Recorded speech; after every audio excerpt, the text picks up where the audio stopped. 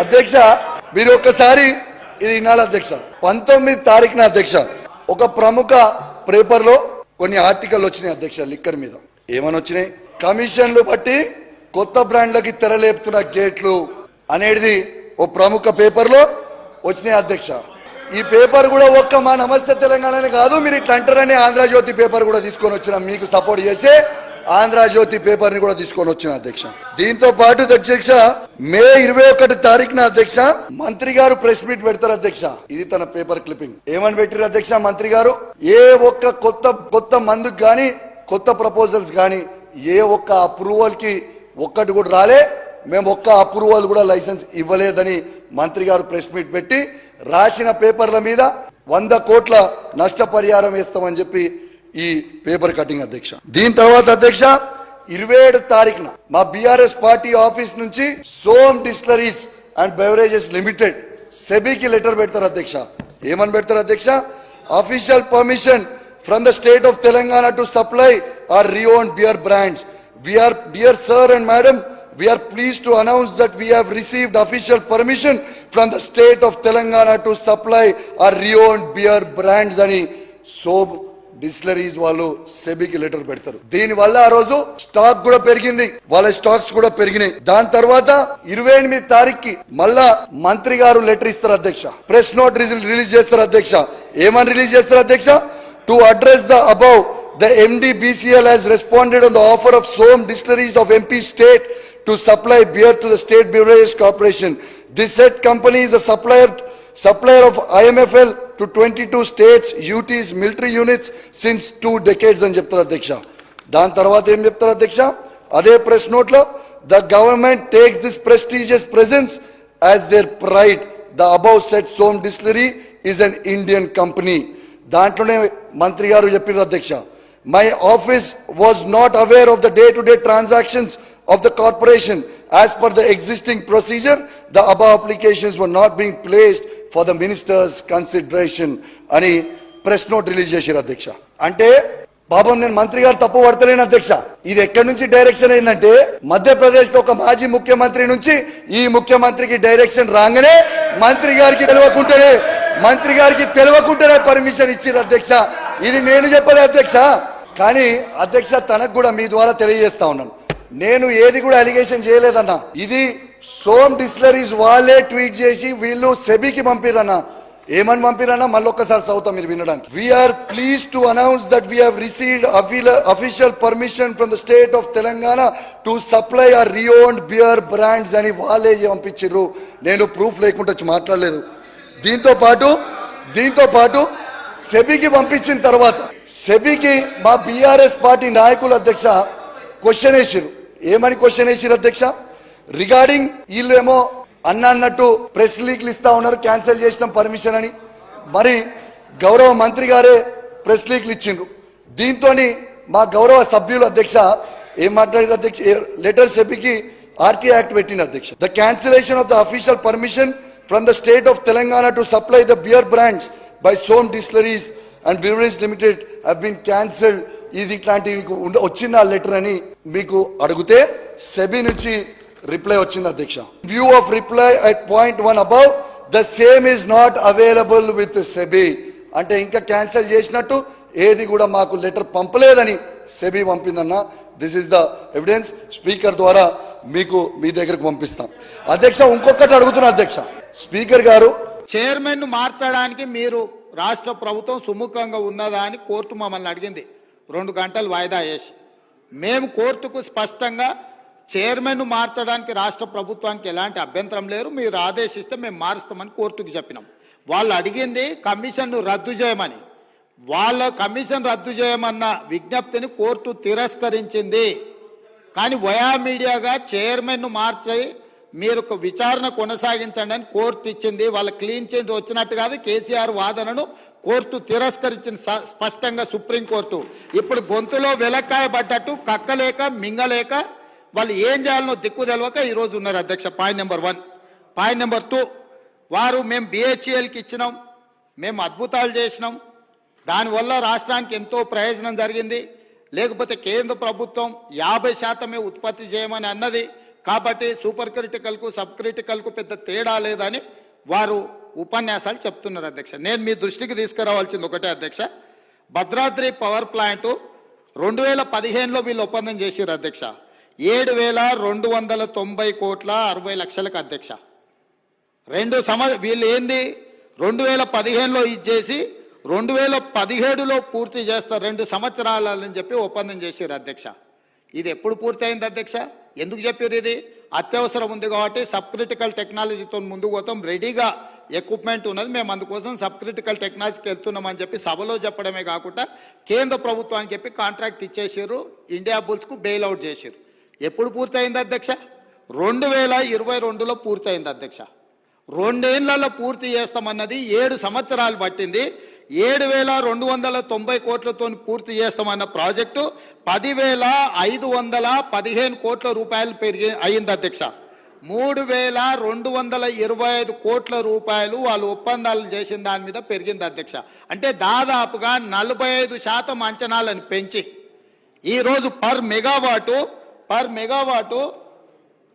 9,73 లక్షలకు per megawatt పడ్డది అధ్యక్ష. 1,000 కోట్ల రూపాయలు ఇయ్యాల మింగి విద్యుత్ సంస్థల మీద భారం మోపి 81,000 కోట్ల రూపాయలకు అప్పుకు కారణమైంది అధ్యక్ష. Point number 1. Point number 2, Nalgonda జిల్లాలో పెట్టొద్దా? నల్గొండ ప్రజలను ఏదో నేను మభ్య పెడుతున్నా, లోకల్ సెంటిమెంటును రెచ్చగొడుతున్నా అని వారు అనుకుంటున్నట్టు. వారి విశ్వసనీయత జిల్లాల మన పార్లమెంట్ ఎలక్షన్ల అసెంబ్లీ ఎలక్షన్లలో స్పష్టంగా చెప్పిండ్రు. అదేవిధంగా అధ్యక్ష, YTPS Yadadri thermal power project కూడా వీళ్ళు బిహెచ్ఎల్తోని ఒప్పందం చేసినప్పుడు 25,099 కోట్ల రూపాయలకు అంచనాలకు ఒప్పందం చేసిండ్రు అధ్యక్ష. ఎప్పుడు చేసిండ్రు వీళ్ళు ఒప్పందము?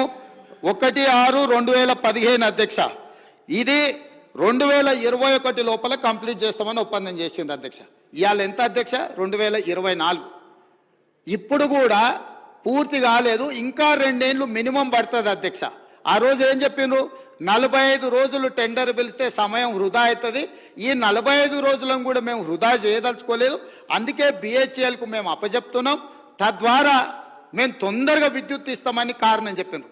ఇవాళ 2015లో ఎల్ఓఐ ఇస్తే 2024 దాదాపుగా 9 సంవత్సరాలు పూర్తయింది, ఇంకా 2 సంవత్సరాలు పట్టే అవకాశం ఉంది అధ్యక్ష. ఈరోజు యాదాద్రి పవర్ ప్రాజెక్టు 10-11 సంవత్సరాలు పూర్తి చేయకపోవడం వల్ల 25,000 కోట్లతో జరిగిన ఒప్పందం ఇవాళకి 34,542 కోట్లకు పెరిగింది అధ్యక్ష. ఇంకా పూర్తి కాలేదు కాబట్టి ఇది ఇంకా ఒక 5-6 కోట్లు పెరిగి 40,000 కోట్ల రూపాయలకు చేరుకునే అవకాశం ఉంది అధ్యక్ష. ఒప్పందం జరిగింది 25,000 కోట్లకు అయితే పూర్తి చేయడానికి వచ్చే వరకల్లా 40,000 కోట్లకు పెరిగి 15,000 కోట్ల రూపాయల అంచనాలు పెంచి దోసుకున్నారు అధ్యక్ష. ఈరోజు పర్ మెగావాటు అధ్యక్ష యాదాద్రి పర్ మెగావాటు ఈ రోజుకైనా ఖర్చు 8,64 లక్షలైంది, పూర్తి కాలేదు అధ్యక్ష. ఇది పెరిగి 10 కోట్లకు మెగావాట్ అయ్యే పరిస్థితి ఉంది. భద్రాద్రి 9,73 లక్షల రూపాయలు పర్ మెగావాట్ అయింది అధ్యక్ష. సేమ్ సమయంలో ఎన్టీపీసీ ఇప్పటి దగ్గర వారు ఉపన్యాసాలు ఇచ్చారు కదా అధ్యక్ష.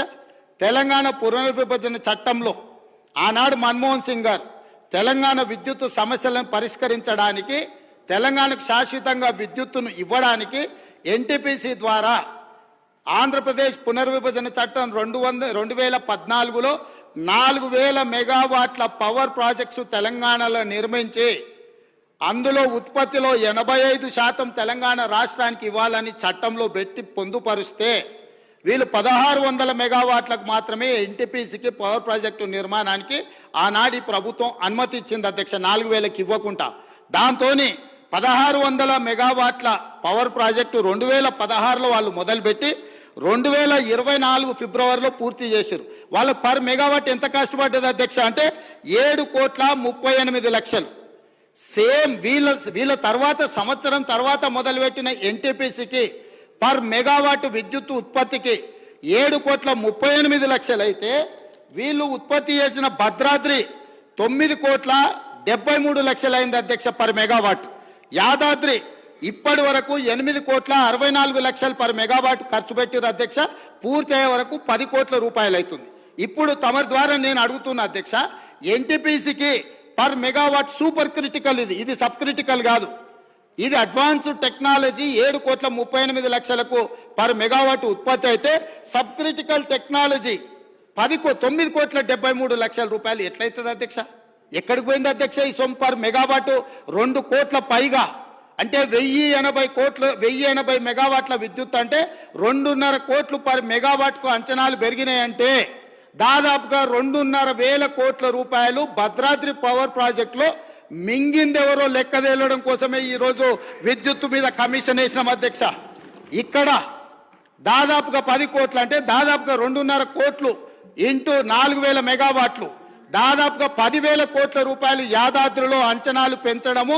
ఈ 10,000 కోట్లు ఎవరు దిగమింగినరో లెక్క చెప్పడానికే ఈరోజు ఈ దేశం అధ్యక్ష. 3 తెలంగాణనే.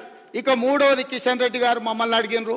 అబ్బా ఎంత దోస్తులు అయిపోయారు అధ్యక్ష, కిషన్ రెడ్డి, జగదీశ్వర్ రెడ్డి, కేటీఆర్ వీళ్ళందరూ చుట్టాలు అయిపోయినారు అధ్యక్ష.